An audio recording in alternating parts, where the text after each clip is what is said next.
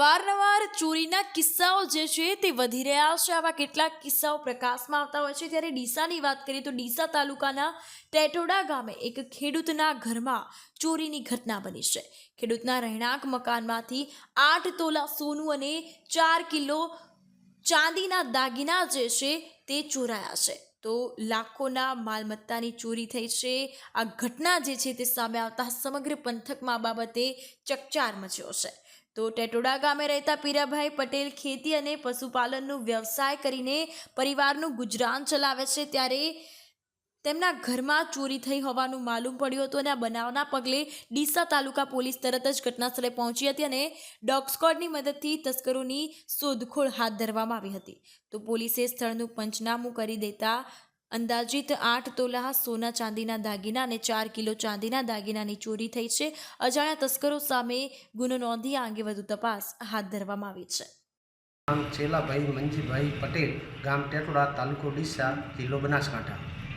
અમારા કાકાના દીકરા પટેલ પીરાભાઈ અમરાભાઈનું મકાન ગામમાં આવેલું છે અને એ લોકો 1 વર્ષથી ખેતરે રહે છે।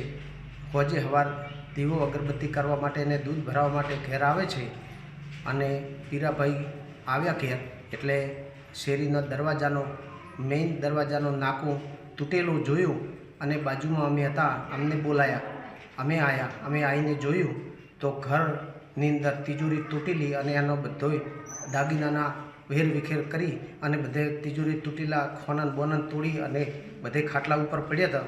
જોયું કે ભાઈ ચોરી તો થઈ જ ગઈ છે। પછી અમે બાજુમાં ગામમાં જાણ કરીને આગેવાનો બોલાયા, આગેવાને જોઈ અને કીધું કે ચોરી તો થઈ જ છે।